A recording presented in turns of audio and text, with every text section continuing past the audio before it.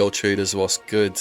So this lesson is going to be covering candlesticks. So basically I'm just going to break down, the purpose of a Japanese candlestick, because that's literally what we use trading on the charts. So when you see green candles, red candles, Heikin-Ashi candles, you probably don't know what they are if you're a total beginner, but don't worry. We're not going to overcomplicate this lesson because really I don't think it's too important.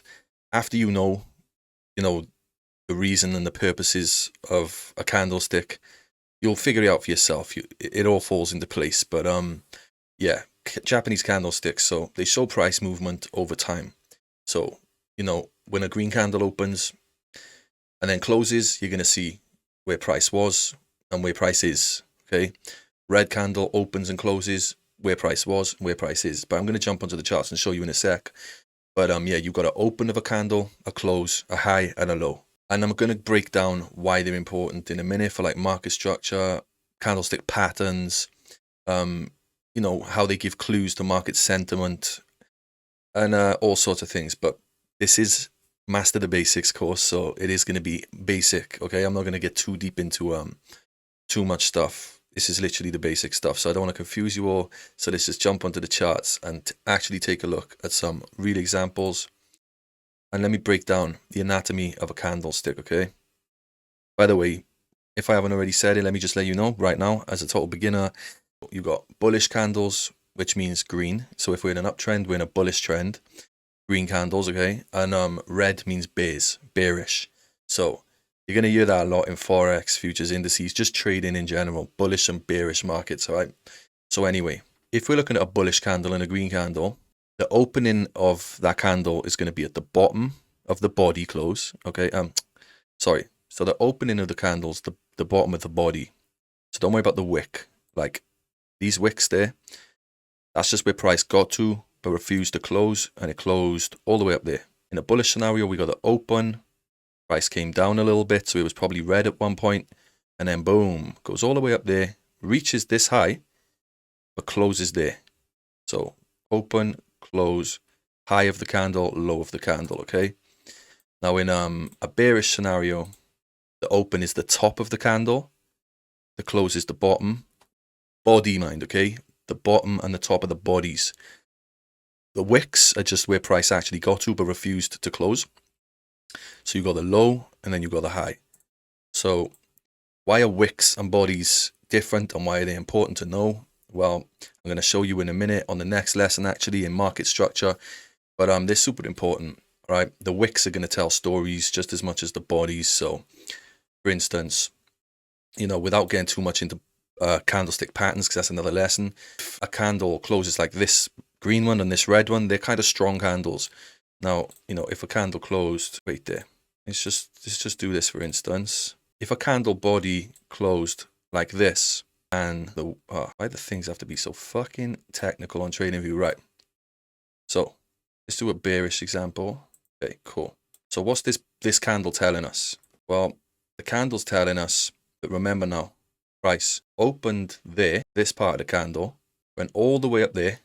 So at some point in time, this candle, this whole candle would have been this big and it would have been green. So it would have turned green.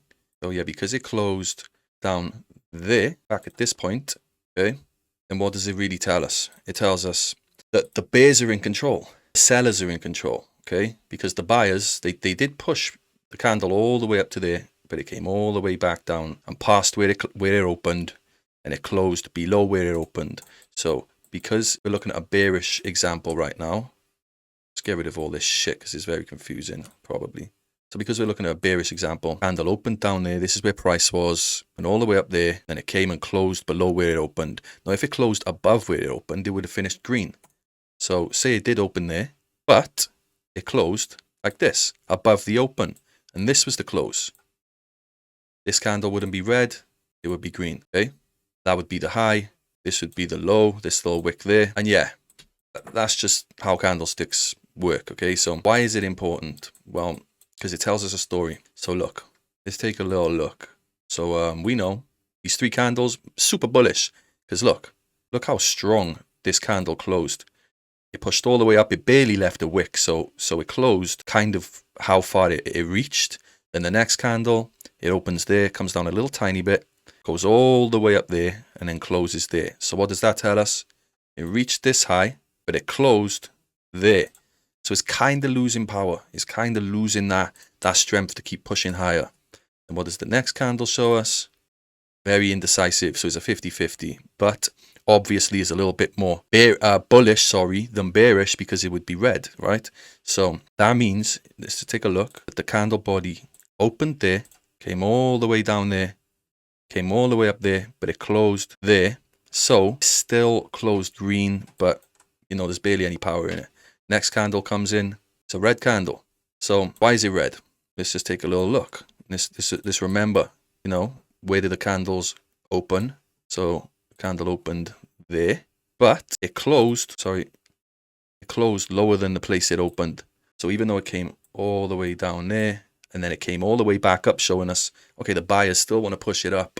It still closed lower. It didn't close higher. So we can bet that we're probably going down. Next candle, boom. Next candle, boom. So that's just, how it works. In a minute, when we go to the next lesson and I start teaching you about market structure, you're going to kind of see why the wicks and the bodies are important. You got the high of the candle, the lower the candle, then you got the actual body closes. And that's what I'm going to be focused on in the next lesson, teaching you about market structure and how to, properly draw up market structure anyway. But that's just candlesticks for a sec. So these are Japanese candlesticks, the most used candlesticks, I'd say, in trading. And then the second most used candlesticks, we Heikin-Ashi, these. Now, I could probably do a whole nother lesson on Heikin-Ashi candles, just because, could I fit it in now? Yeah, I'll probably do another lesson on them. But Heikin-Ashi candles are basically, they look clean, all right? But don't let them fool you. Don't let them trick you. So Heikin-Ashi candlesticks, basically, how do I explain? They're good for getting in a trade and not being scared. So let's take a look at this. I'm gonna cover this part there. Now I'm gonna go back to normal candlesticks. Now remember this. This was just one big move on the Heikin-Ashi candle version. Okay, all red candles. Okay, no, this draw to there, from there to there, pure red candles. Okay, so let's go back now to the normal candlesticks and see what it looked like. Well, look, this green candle. There's a green candle. So it's just filtering out the noise. It's kind of good for people who want to get in on trending markets and not be scared at every single green candle they see in a downtrend, or get in on buys and not be scared at every single red candle they see. Okay, but Heikin-Ashi candles, they move differently. They look good, but yeah, they're deceptive. Like a lot of the times, price isn't actually where it shows. Right now, there's a red candle, but if I go back to the Heikin-Ashi candles, it's green. So it's showing you on the Heikin-Ashi candle, okay, it's green. Don't worry about it. But on the real candle, right now it's turning green. So yeah, they're tricky ones. Let's just take a little look. So really, price is where the wick is. Right now, price is not where the body is there. Price is actually where this wick is. So if I go back to normal candlesticks, there you go. Look how big it is. That's how big the actual candle is. You go to Heikin-Ashi, it's just a wick, okay? So I wouldn't let them fool you. I mean, they are good for certain reasons. I'd say Heikin-Ashi candles are good for people who get too scared every time they see a different color candle and they think the trend's over. They're good for people who get into trends and want to stay in trends. But realistically, these candles are showing you the truth. So right now, this is exactly how the candle's looking. You go back to Heikin-Ashi, it ain't going to be that big. It's just going to leave a wick. So yeah, don't let them fool you. But just stick to the basics. I just wanted to show you the anatomy of a candle and not confuse you too much, because I'm assuming that some people watching this are absolute total beginners. So yeah, that's pretty much it for this lesson. There's not really much more to say on candlesticks. Like I said, the purpose of a Japanese candlestick is to show price movement over time, where the open was, where the close was, where the high and where the low is.